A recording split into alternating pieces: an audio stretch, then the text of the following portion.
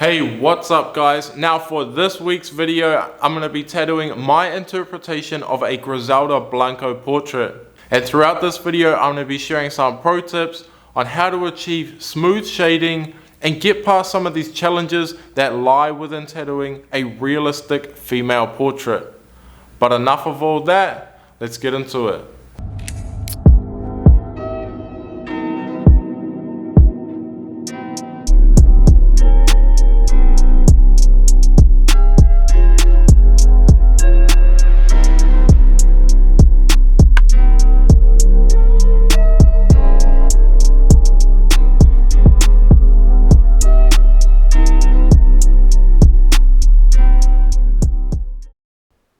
So here we are, just taking off our stencil. Now I'm really happy that we decided to go with more of an interpretation of Griselda Blanco rather than the actual image. I feel like those pictures just wouldn't have made a very good tattoo. And the original images are so kind of harsh that it really would have changed the theme and the whole feel of the sleeve that my client's after. Now, just getting into the necklace, this is one of the first features of this portrait. And since it's more prominent and has a bit more sharpness than the skin, I'm going to start with this texture and this object, getting that out the way quite quickly.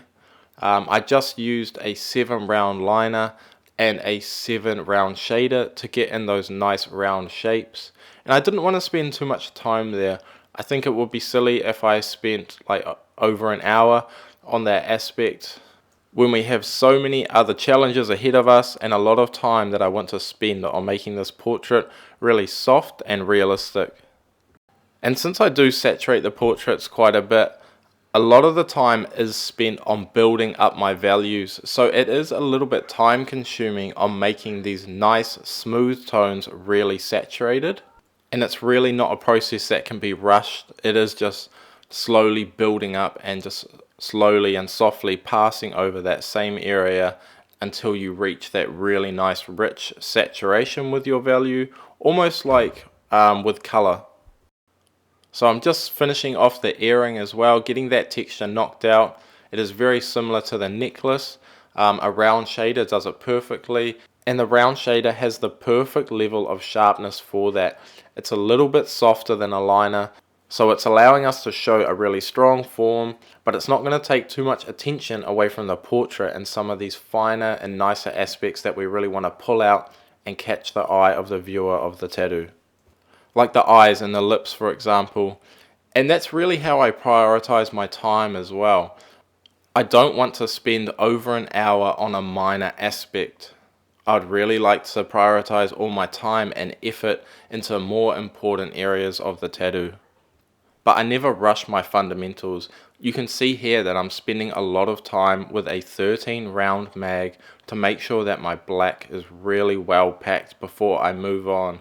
Recently, this has been one of my huge focuses as I sit down to tattoo daily, that I'm focusing on creating a really nice, solid and well saturated black that's going to really anchor all my other values throughout the tattoo.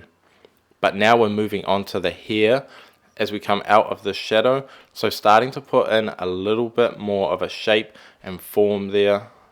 But let's just skip through a little bit of this. I don't want to bore you guys with some simple actions or things that I might have explained in my other videos, so let's get into something a little bit more interesting. So here we have the shadow from under the chin. Now this is such an important area of the tattoo, and it is something that's worth spending a little bit of time on. I do think you can get away with upping your contrast a lot and just actually blacking this out, as long as your sharpness on the bottom of the chin isn't too sharp. Keep a little bit of softness there, because that degree of angle from under the chin to the front of the chin isn't a hard 90-degree angle. So just keep a little bit of softness there on the edge, and you can achieve that just by putting your black down and then putting a dark or a mid-tone right above that, just quite softly, just taking back that harshness of the black value. But I honestly think I'm allergic to skipping detail on portraits. I can't not put in what I see. So here we are, softly and slowly building up these nice silky and saturated values. I'm starting off with a mid-tone for an area that I know is darker, so I can confidently map in this shape. Now it's not just blocking in my form, but I'm really focusing on the sharpness on the edge of this shadow. How harsh is that in my reference? Is it really sharp, almost a liner, or is it something really soft? And these small mags is a great way to be able to be quite versatile on selecting and kind of slowly building up that sharpness and also saturation. So you can see here in an area that I know is black, I am using my extra dark value with that small hit of opaque in there, just to allow that edge to be a little bit softer than my harshest black would be. And also under the chin, that value does become a little bit softer and a little bit lighter. So if I just map that in with an extra dark tone, I can then step back through with my black value and really accurately get that to fade off at the right point without overusing my black pigment. That's really something that I'm quite heavy against and don't want to be doing myself. Some artists are great for selecting that level of contrast and having a really high level of that black point in their images, but I think personally sometimes it can push me to making lazier decisions. But in saying that, you can create a really strong image with a high contrast, something that's visually really strong and nice looking. And that's just one of the things with tattooing. There is no wrong or right. It's just the formula that all of us want to use to create this finished result. But I think I'm at the point now where I know that the result that I'm giving is really honest and true to my eye. I really don't try and copy any styles anymore. I just try and create my product for the client. Like, that's why they've come to me, is because of how I view the reference and interpret that throughout the tattoo. And it's going to give you a lot of consistency that way. If you're staying true to your own formula, you're not going to be one of these hit and miss artists. So now that we've completed a lot of that shadow there's a really nice level of saturation, we can start moving up to some of these important facial features. Now this is an area that's quite dark, this top lip, and especially this edge here, but I'm just respecting that aspect and some of the shades that are coming off of it. So I'm starting off with more of a light or a mid-tone and just getting in some early mapping stages. Even with my 10 years experience with tattooing, I'm not just jumping into these areas to rush and bang them out with a liner or my permanent value straight away. Just always having respect for that, kind of looking twice and tattooing once, and building up my values. Like I talk about quite often, really like sculpting this whole piece together. Starting off with a soft edge and building up that sharpness where I need it to be. And my main reason for that is probably like yourself. I'm really on the pursuit of excellence with my tattooing. I don't want to be just another tattooist. I want to achieve some amazing work, and I find that working like that is the best way for myself. So you can see in the video, we're still just using that mag to really softly put in these edges and building up that sharpness like I just talked about, especially when the shadow starts to go from something really solid and a dark shadow out into light areas. That's why I use this process, so that the edges of my shadows and forms are never too harsh straight away. Once you make a decision like that, you can't move back from it, but I can always make areas darker, more saturated or sharper by slowly building up through this process. Here's a great example of some nice mag work. I'm using a little bit more pressure at the top of my mag, that high point there, and slowly just building in that form. And again here, using the right direction of my mag, the way that it's faced, to create almost those micro lines, and that's the way that I want to build up this saturation. There, flicking that mag outward, making sure that that far side of the portrait is slightly softer than this highlight side of the portrait. And now that I've bordered all the values on the edge of this form, I can really have fun and enjoy creating these true values and starting to really render this form of the lip. You can see here a lot of these passes are just building up that level of saturation, creating something that looks slightly true to the reference, but there still might be darker values needed. and also my light and extra light to really finish up and cap off that level of saturation that I want to achieve. I want a little bit of negative space left in this area, but some nice pockets left for the white. That's really what I focus on for the bottom lip especially, is creating that plane where the white highlights sit. I do want to saturate around that, my white highlights I mean, so that those white highlights are super effective. So I just take a little bit of time here now with the bottom lip and make sure that I don't saturate over where I want my white to be. You can see here I'm using a mix of my mid-tone and my extra dark. This isn't my black value. I'm just slowly working down my palette and building up this level of shadow. And I guess one important note to really explain to some people that might be newer to tattooing, you might think, how can I pass over some of these areas so many times without causing damage to the skin or risking that healed result? So for me, there's a huge range really in impact to the skin from when I'm lightly mapping something out and from when I'm packing something. Now in between that range, I guess, is from one side of the scale, there is that really soft work with the mag where I'm really not pushing too much weight behind the needle, and then also my depth might be floating in the skin a little bit more. Now that can be really good for mapping in some early stages of forms, or also just getting in some lighter values. And then obviously the end of that scale is where I'm packing black. I'm really making sure to put a lot of tension on the skin and a little bit more weight behind the needle and depth in the skin as well, with a slower hand speed. So using that kind of slide to vary what I'm doing really helps the skin not get overworked. I'm not always tattooing with a heavy hand.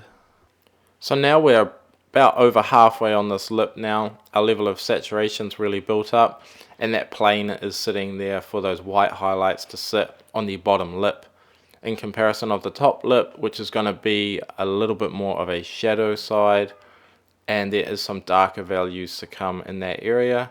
But now that that's pretty confidently mapped out, none of that's going anywhere, I am starting some of the softness on the jawline and just working up those levels there, how much curve I want that to sit, rolling up onto the cheek of the portrait, and just working on that level, the same there on the chin. Just working with pretty light values and my larger mags, just to really emphasize on that softness that I want this female portrait to have, and using that light value as well to now work outside of the form, which is the lip that I've already put in. And you'll see that the nose is also about halfway finished there. There's still a little bit more to add, but I just kind of got that mapped in before starting to work some of these larger and looser mag values in. I really don't like to do any magging or these saturating passes of the larger planes on the forms, like the cheeks and these larger areas, really, because it is quite damaging to the stencil. So I lock in all that information before starting any of this.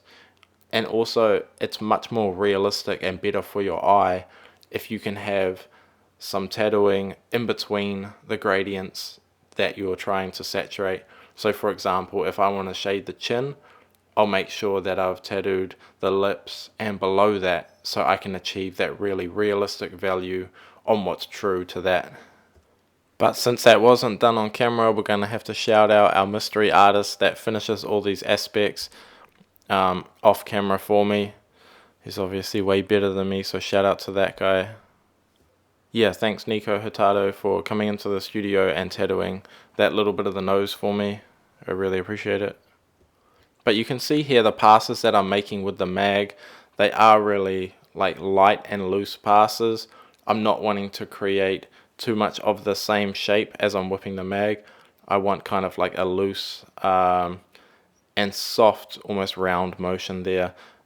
It will create a really seamless look for a lot of your mag work. Or you can really focus on that pendulum effect. And I find even just the backstroke of the pendulum effect is really seamless, and it won't give you much of an edge there. So you'll see I do that quite often as well. So there's more of a pendulum kind of look there.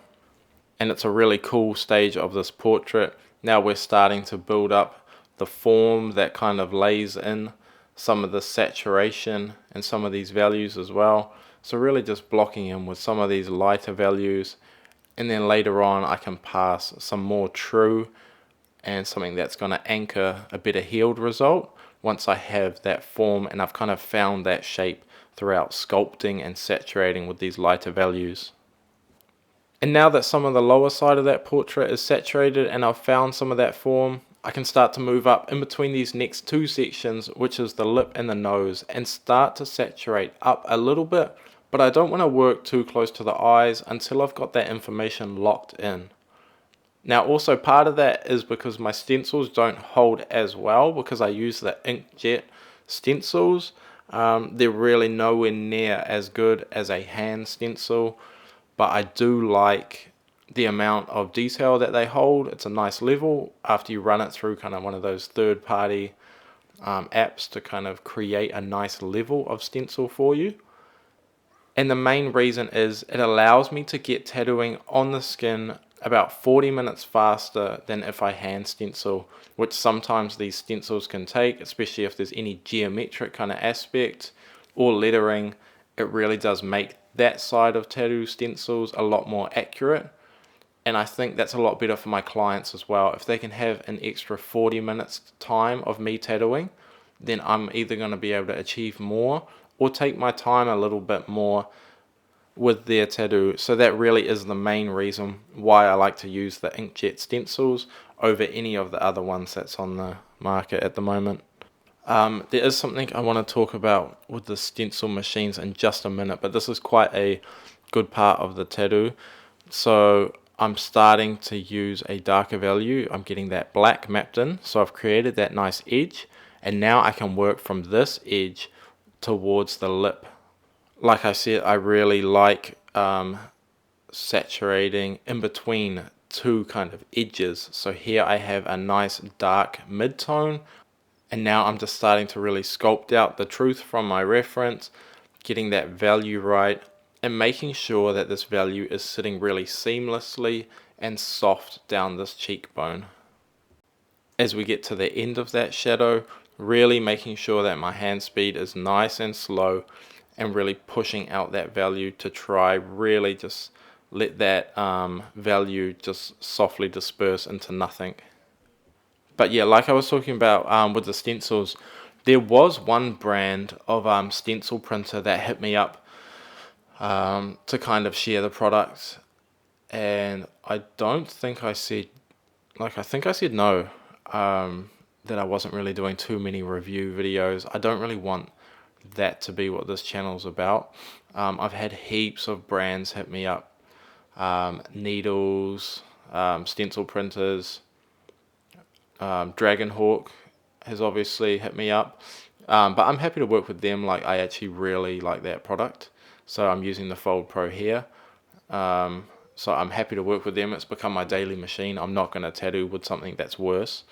And then obviously there's some of the leading brands that I'd be more than happy to work with and share their products to you guys. But as you can imagine, there's so many small tattoo brands out there, and they all really kind of try and jump on you for a little bit of exposure.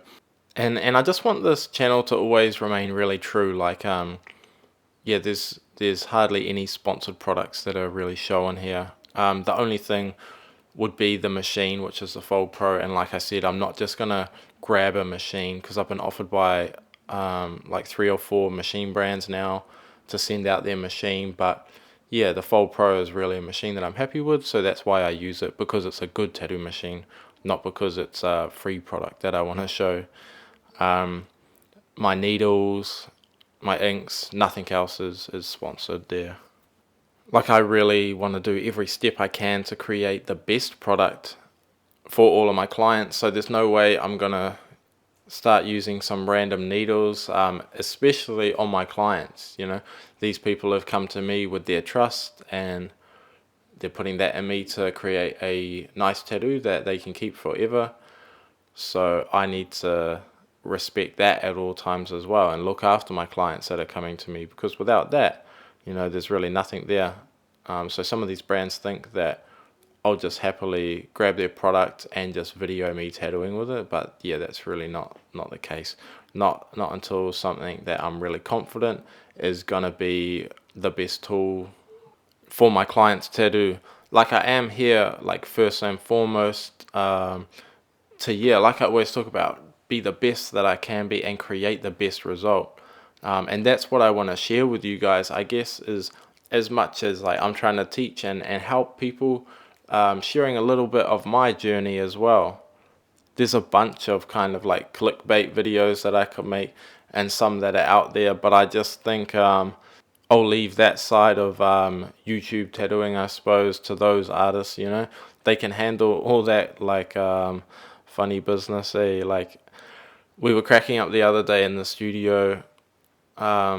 If you were to tattoo your client with like cheap products, you know, some tattooists do like a challenge, like, oh yeah, I did this tattoo with only $50 worth of supplies, but you've charged your client like $1,000 and haven't told them about it, and then they see that that their tattoo was done like that.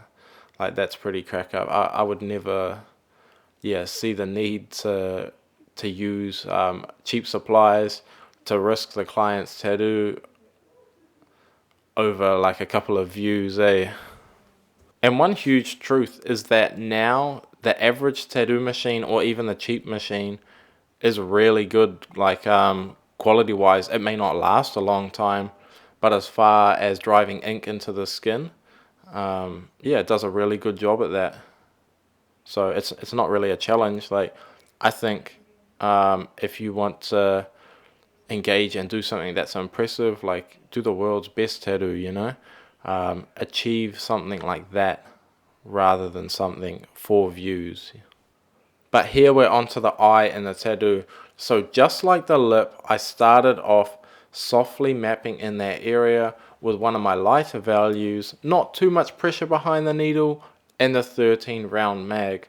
So it's blurrily kind of putting in everything, all of that form, and then I'm able to map in some more important areas like the eye here using a round shader just to map in something that I want to have a little bit more structure, and what I know is like a permanent value, so I know that I can put in that black value there really confidently, and really taking my time on what I want to be the true black value, to really take my time with a slow hand speed and put that in well.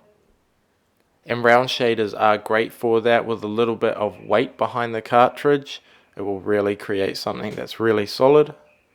And now that that black value's in, using a slightly lighter value, this is onto my midtones, and just saturating the rest of that iris there. And a huge priority when I'm tattooing the eyes is leaving that nice little highlight there. I want a really nice hard edge there around the highlight, and making sure that I never saturate over that, just to keep that effect when I punch that white in there. So now that I've saturated and put in some true black, a lot of the form is nicely anchored in, so I can start working on some of these outer aspects on the eye away from the iris, like these eyelids and some of the corners and edges of these shadows. Just slowly building up that level of saturation and finding the form, sculpting that out so it appears like my reference. Now this eye is at a really good stage. It's stepped out to about the completion of my mid values or something slightly lighter. So now I can move on to the other side, now that I've really mapped in all of this form that I need. So now we're on to the other eye. Now a lot of that process is something that you've already just seen completed, so we'll just push through a little bit of that. And now we're on to the hair.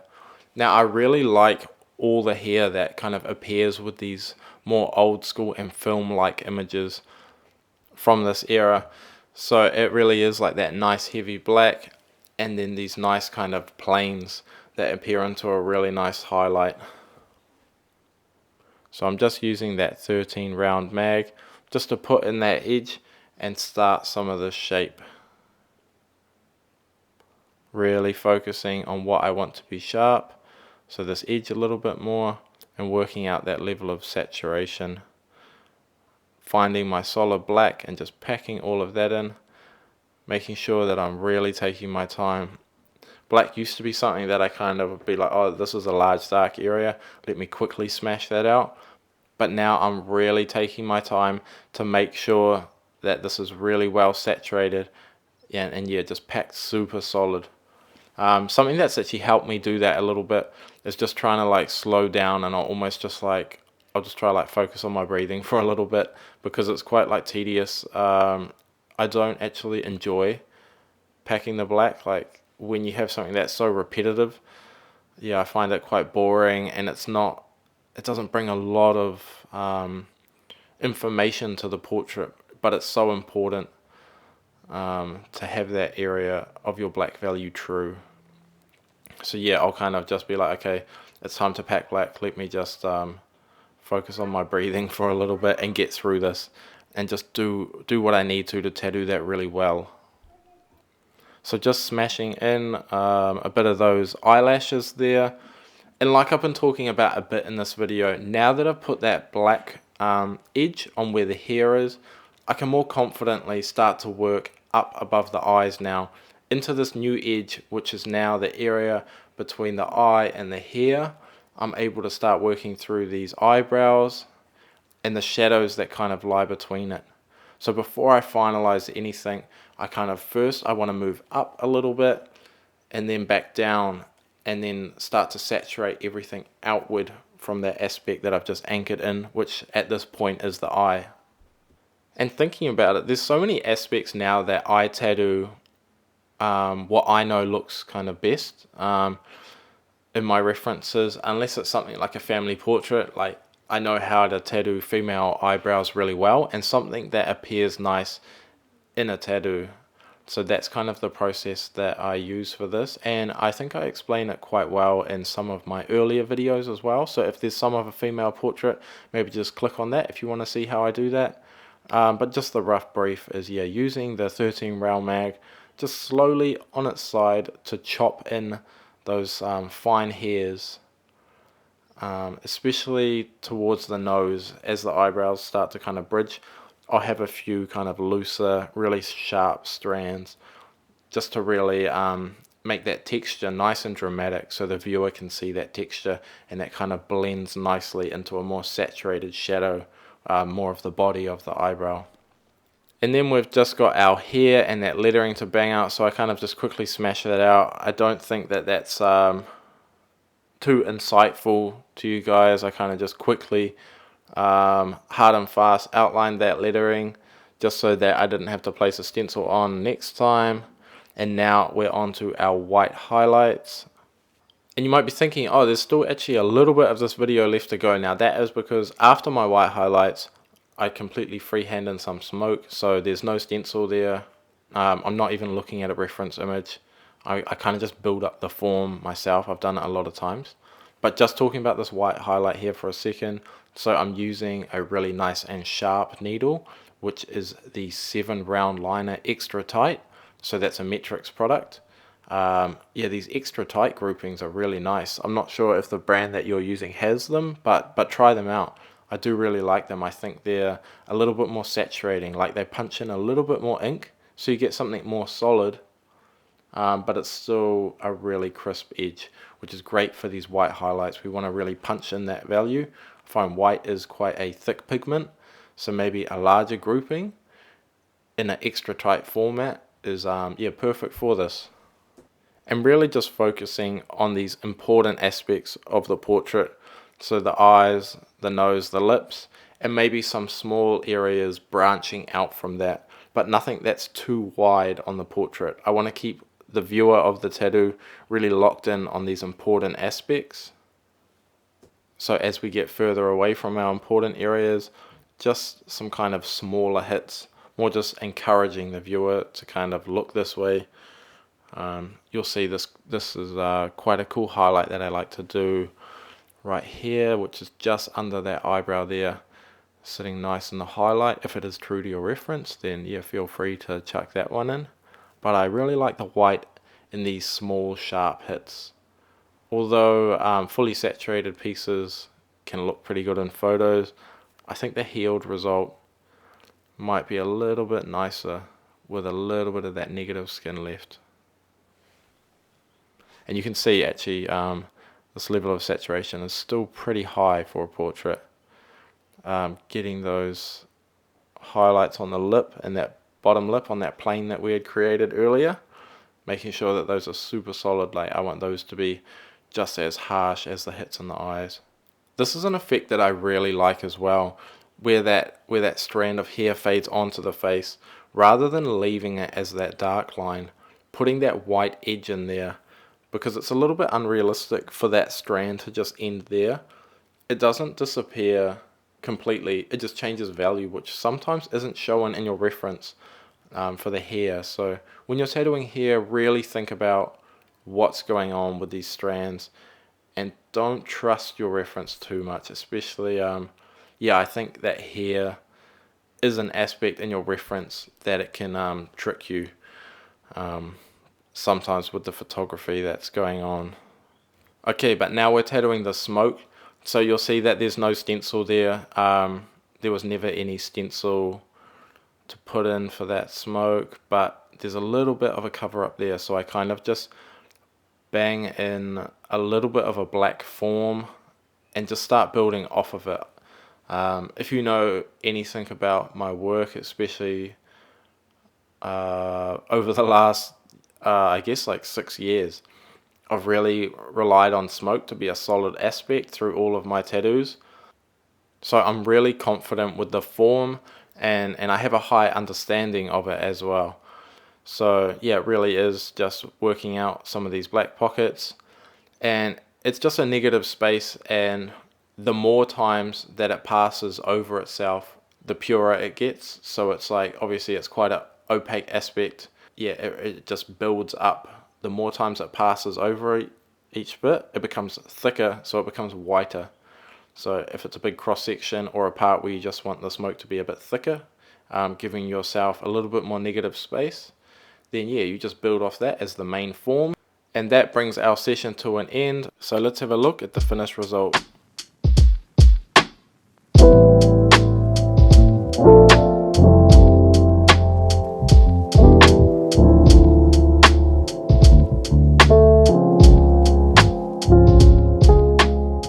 Thank you guys for making it to the end of the video. I really appreciate everyone's ongoing support, and I hope that by watching this video you were able to learn something new that you can apply into your own tattooing. Now we're nearly at the 10,000 subscriber mark, so please make sure that you are subscribed to the channel, that you like the video, and get involved in the comments down below on letting me know what video you guys would like to see from me next. I'll see you guys in the next video.